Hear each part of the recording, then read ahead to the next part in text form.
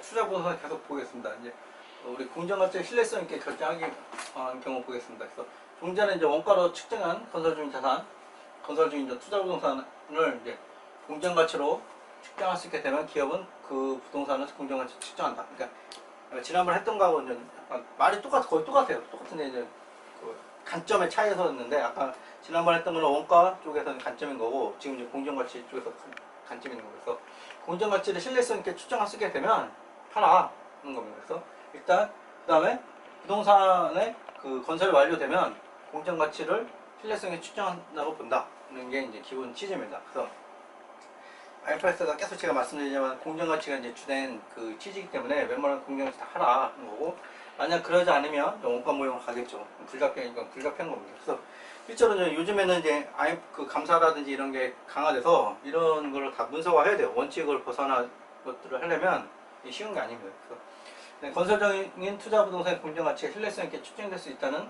가정은 오직 최초 인식 시점에만 반박될 수 있다. 이게 보시면 최초 인식 시점에서 반박될 수 있다. 이런 것도 이제 강하게 나왔고, 건설적인 투자 부동산을 공정가치 측정한 기업은 완성된 투자 부동산 공정가치가 신뢰성이 측정될 수 없다고 결론 지을 수 없다. 이것도 이제 바꾸지 못한다는 거죠. 그리고 이제 이게 저도 이제 IFRS가 점점점 이게 재분류 이런 그다음에 변경 이런 걸 웬만하면 이게 못하게 하는, 이게 이제 기본 취재로 보시면 됩니다. 왜냐면 이제 재분류하고 이제 변경 이런 거는 손익 같은 걸로 이제 조절할 수가 있잖아요. 이게 변경하고 재분류 할 수 있다는 거는 경영진 쪽에서 손익을 특정 시점에 바꿀 수가 있는 거예요. 나한테 유리하게 내가 기다렸다가 바꿀 수가 있는 거예요. 그래서 이제 그런 거 하지 못하는 겁니다. 그래서 이게 뭐랑 똑같냐면 우리 이제 세법에서 이제 양도소득세가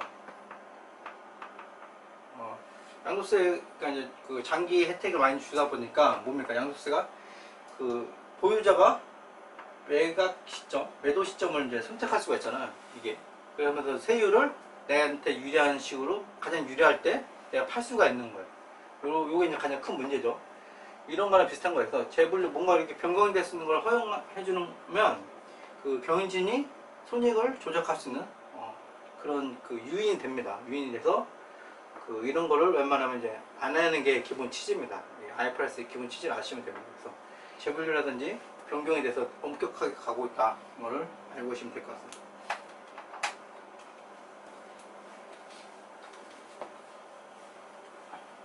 원가 모형은 여러분들 유명자산에서 많이 했기 때문에 잘 나오실 겁니다. 그 얘기를 하는 겁니다. 원가 모형은 기본적으로 취득원가 하고 그냥 감가상각 하고 그런 겁니다. 그래서 투자부동산 평가 방법으로 원가 모형을 선택한 경우에는 최초 인식 후에 다음에 투자부동산을 설정한다 거고, 매각 예정으로 이제 분류하는 조건을 충족하는 경우에는 매각 예정으로 당연히 이제 이쪽 기준서를 따르는 거고, 그 다음에 리스 이용자인 경우는 당연히 이제 리스 쪽 보는 거고, 그 외에 그러니까 매각 예정과 리스는 아니면 우리가 이제 기업행위에서 유형자산 쪽 보는 겁니다. 그래서 이것도 원가모형도 시험에 거의 나오지 않습니다. 계정대체 이 부분이 이제 나오는 거죠. 계정대체 부동산의 용도 부동산의 용도가 변경되는 경우에만 여기 보면 측정 한정되었잖아요. 그래서 맘대로 이제 하지 말고 부동산 용도가 변경되는 경우에만 투자부동산, 그러니까 유형자산에서 투자부동산에서 유형자산으로 바꿀 수가 있는 거예요. 부동산의 용도에 대한 경영진의 의도 변경만으로는 용도 변경으로 증명되지 않습니다. 그래서 실제로 부동산이 용도가 변경되지 않은 상태에서 경영진이 나 이제 바꿀 거야 이런 거는 이제 택도 없다는 거죠. 그래서 이런 걸 되게 엄격하게 합니다. 그래서 이제 여러분들도 이제 그런 것을 기본 전제를 보고, 만약에 여러분들이 모르는 안 받던 지문이 이런 계정이라든지 재변경 분류라든지 이런 거 나오면 엄격한 쪽으로 이제 일단 선택하는 게 좋습니다. 근데 용도 변경의 증거, 그럼 용도 변경만 된다고 그랬는데, 그러면 언제 무엇이 용도 변경이냐를 기준에서는 이렇게 예시를 들어주고 있습니다. 요거는 뭐 일반적인 내용인 거고, 보시면 그 제3자에 대한 은유니스 제공의 약정, 제3자에 대한 은유니스에 대한 약정. 응용리스 내가 이제 쓰고 있는 거를 응용리스 했으니까 투자부동산으로 쓰겠다는 거잖아요. 약정이 있어야 되는 거고. 이 경우는 재고자산을 투자부동산으로 대체한다. 그러니까 특정 자산을 투자부동산으로 대체한다. 이렇게 이해하시면 될 것 같고, 투자부동산을 개발하지 않고 처분하기로 결정하는 경우에는 그 부동산이 제거될 때까지 재무상태표에 투자부동산을 계속 분류한다. 이거 똑같이 이제 쭉 가는 거죠. 그 다음에 재고자산을 분류하지 않는다. 그러니까 처음부터 얘는 우리 이제 그 투자부동산이 있었고 시세나 뭐 그 임대나 시세 차익으로 해고 있는 건데 얘는 시세 차익 개념으로 가는 거죠. 그래서 재고자산은 우리 이제 당기고 이런 식으로 이제 바꾸지 말라는 거죠. 재고자산을 가게 되면 이제 매출하고 이런 쪽을 좀 우리 이제 가는 거고, 투자부동산 쪽 우리가 순액으로 처분손익을 인식하잖아요. 그래서 이제 우리가 영업손익하고 이런 식으로 이제 그 분류가 달려 쓰는데 그런 거 하지 말라는 거고. 실제 회사들은 이런 경우도 많이 있습니다. 과거도 이제 이런 경우 많았고 요즘도 뭐 이런 경우가 있을 수도 있는데, 요거는 이게 실무에서는 경영진의 입장에서는 이런 식으로 많이 하고 싶어요. 왜냐면은 부동산이 한두 푼도 하는 게 아니라서 내가 그 매출이 내년도 매출이 약간 좀 감소될 거라고 미리 그런 건 좀 미리 시향 같은 거 영업 업황 환경을 보면 알 수가 있잖아요. 내년에 매출이 좀 바뀔 것 같다 그러면 올해 있는 작업을 미리 많이 해놓습니다. 예. 경영진은 어쩔 수 없어요. 자기 그 실적과 관련된 이런 걸 다 박아놓은 거고, 이런 것도 회피하려고 노력을 하겠죠. 이와 비슷하게 투자부동산 재개발하여 미래에도 계속 투자부동산으로 하는 경우에도 재배가 기간에 계속 투자부동산 분류하며 자가사용 부동산은 재분리하지 않는다. 그래서 원칙은 분류를 엄격하게 하는구나. 이거를 이제 알고 계시면 됩니다.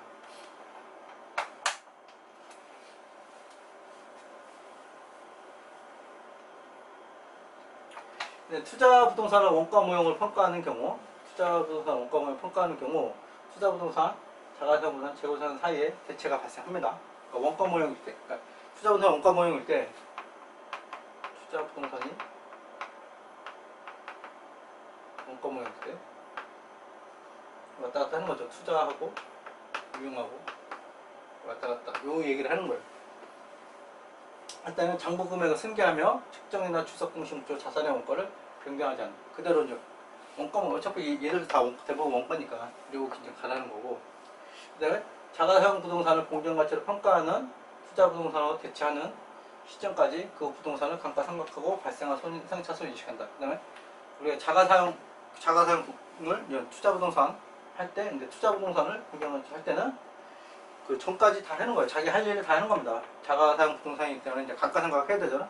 감가상각하고 그 다음에 우리가 평가손익 손상을 다 인식하고 그 다음에 투자부동산을 대체하라, 이 얘기입니다. 이것도 뭐 다른 유용 무형자산을 이제 대충 소개한 내용입니다. 그다음에 이제 부동산 정보금액의 이제 감소분은 단기손익으로 인식하는 거고, 다만 부동산 정보금액 재평가 잉여금이 포함되면 그 금액을 한도로 기타 포괄 손익으로 인식하고 재평가 잉여금을 감액한다. 재평가 잉여금이 있으면 얘부터 먼저 조정해주라, 그게 얘기입니다. 감소분은 당연히 감소분 단기 손익으로 가는 거고, 재평가 잉여금 있으면 걔부터 먼저 조정해주라 이런 거고, 이것도 유형자산 쪽하고 재평가 모형하고 대동소이합니다.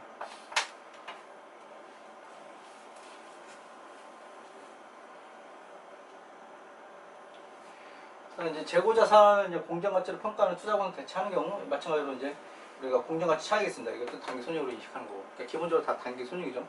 공정가치를 평가하게 될 자가건설 투자부동산의 건설이나 개발이 완료되면 해당인의 공정가치와 기존 정부 금액의 차익은 단기 손익으로 인식된다.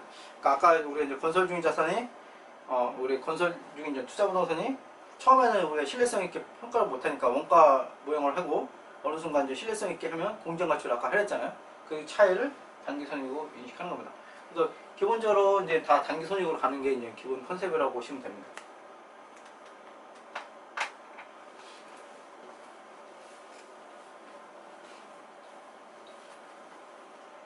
그다음에 투자부동산의 처분 보겠습니다. 투자부동산의 이제 손상, 멸실 또는 포기로 이제 제3자에게서 받는 보상은, 그러니까 받을 수도 있잖아요. 받는 보상은 받을 수 있게 되는 시점에 단기손익을 인식한다. 투자부동산 손상, 멸실 또는 포기로 제3자에게서 받는 보상은 받을 수 있게 되는 시점에서 장기 손익을 인식한다.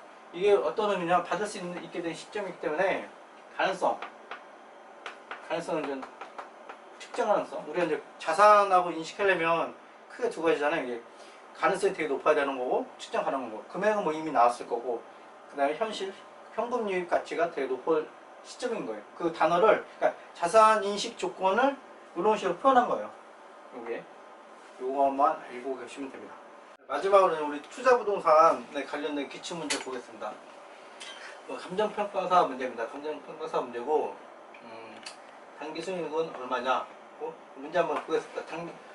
간평은 2001년 초에 임대수를 얻고자 건물을 투자부동산으로 분류했다. 한편 부동산 경기 불황으로 2001년 말 공정가치는 감소했다. 10만원인데 100만원인데 이제 80만원 감소했고, 동 건물에 대한 공정가치 모형을 적용할 경우에 비해 원가 모형을 적용할 경우 장기수익이 얼마나 변동되는가. 그러니까 공정가치하고 원가 모형 수험생 아닌지 물어본 거죠. 이건 뭐 어려운 문제 아니에요. 공정가치는 우리 이제 공정가치 변동분을 손익으로 인식하는 거고, 원가 모형은 우리 기본적으로 감가상각비하고 그다음에 이제 평가가 있겠죠. 근데 문제에서 이제 평가가 없으니까 감가상각만 하면 됩니다. 그다음에 이제 공정가치 쪽은 우리가 이제 최초에 이제 인식한 게 뭐 아무 별말 없기 때문에 이 100만 원이 취득원가로 있을 겁니다. 취득원가로 있고 2001년 말 80만 원이기 때문에 100에서 80 점수했기 때문에 20만 원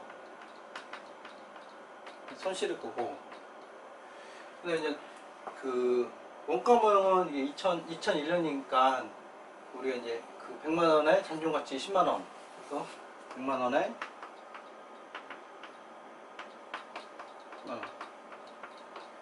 우리가 이제 5년 하면 이게 한 18만 원. 18만 원. 비용이 감가상각 18만 원이고 공정 가치가 2만 원 더 손실이 나는 겁니다. 이런 문제에서 이거는 뭐 기본 개념인 거고, 제가 계속 말씀드린 감정평가사는 기본 문제로 많이 나옵니다. 기본 문제로. 회계사 문제 보다 좀 난이도가 좀 낮습니다. 난이도가 낮고, 공인회계사는 2019년 1차 보였어요. 문제가 보면 문제 쭉 봐야겠네. 그러니까 대안은 2001년 초에 건물 100만 원을 취득하여 투자부동산 원가 모형 적용했다.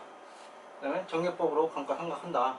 2002년에 대안은 공정가치 모형이 보다 더 신뢰성 있고 적합한 정보를 제공하는 것으로 판단해서 공정가치 모형을 했다. 이거는 평가 모형을 바꾼 거죠. 그러니까 그 투자부동산을 유형자산 바꾼 건 아니고 그 원가 모형을 평가 모형.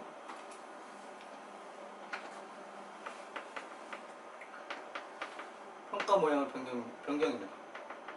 이는 회계 정책 변경으로 하고 수고법 처리한다. 요 얘기를 이제 여러분들이 알고 있느냐를 물어보는 거예요. 그래서 그 2001년도에는 100만 원이고 2002년도에는 얼마입니까? 공정가치가 여기 있네. 여기가 취득이고 2001년 말 950, 그 다음에 2002년 말이 880입니다. 그리고 잔존가치는 뭐 없겠죠? 없을 거고 10년이고 이렇게 되어 있고, 그 다음에 잉여금 2001년 말 잉여금이 그 300 원가 모형 원가 모형 이런 상태입니다. 이런 상태에서 2002년 말 재무상태에 표시되는 투자부동산. 2002년 말 재무상태에 표시된 거, 2002년 말에는 이제 공정가치니까 88만 원으로 되어 있겠죠. 이거는 뭐 맞는 거고. 2000년도 포괄손익계산에 표시되는 투자부동산 평가손실 금액은 투자손실 평가손액은 우리 이제 소급법이기 때문에 2001년 말하고 2002년 말 차이입니다. 차이. 7만 원. 그리고 여기도 이제 맞는 거고. 2002년 재무제표에 비교 표시된 2001년 말 재무제표상 투자부동산 금액 2001년 말 투자 부동산 금액은 95만 원이죠. 이거랑 똑같네요. 이거는 뭐 2, 3번이 같은 문제입니다. 맞는 거고. 그 다음에 2002년 재무제표에 비교 표시되는 2001년도 포괄손익계산상 감가상각비는 10만 원이다. 감가상각비가 안 나오겠죠. 우리 2001년부터 우리가 우리 이제 공정가치로 소급해서 적용하니까 감가상각비는 안 나올 겁니다. 그 다음에 얘는 뭐 당연히 틀린 거예요. 그래서 뭐 10만 원이 맞다 틀리를 따질 필요도 없고 감가상각비 나오는 거 자체가 틀린 거예요. 그다음에 2002년 재무제표에 비교 표시되는 2001년 말 재무상태상 잉여금은 35만 원이다. 35만 원이면 생뚱맞게 나왔는데 2001년도 말에는 30만 원이고 2001년도에 기존에는 이게 10년이니까 2001년에 원가 모형이 만 원이에요. 10만 원. 10만 원인 거고 감가상각비가. 그다음에 2001년 공정가치 모형은 이제 100만 원에서 95만 원 됐기 때문에 5만 원 손실인 거예요. 그래서 공정가치를 가면서 5만 원이 이익이 난 거죠. 손실폭이 줄었기 때문에. 그래서 기존에는 30만 원으로 되어 있던 게 5만 원 차이가 가서 업해서 35만 원이 된 거예요. 그래서 요거를 이제 모를 수도 있어요. 여러분들이 이제 모를 수도 재벌이 그래서 이렇게 난 것 같은데. 그런데 우리 이제 아까 기본 개념 평가모형 변경이고 회계정책 변경 소급법 처리면 4번이 무조건 틀린 거예요. 그냥 굳이 5번까지 하려면 이렇게 이제 복잡한 계산을 하기 때문에 이제 4번으로 가게 됩니다. 그래서 여러분들이 이제 오늘까지 투자부동산 마쳤고 다음 시간에도 하겠습니다. 네, 마치겠습니다.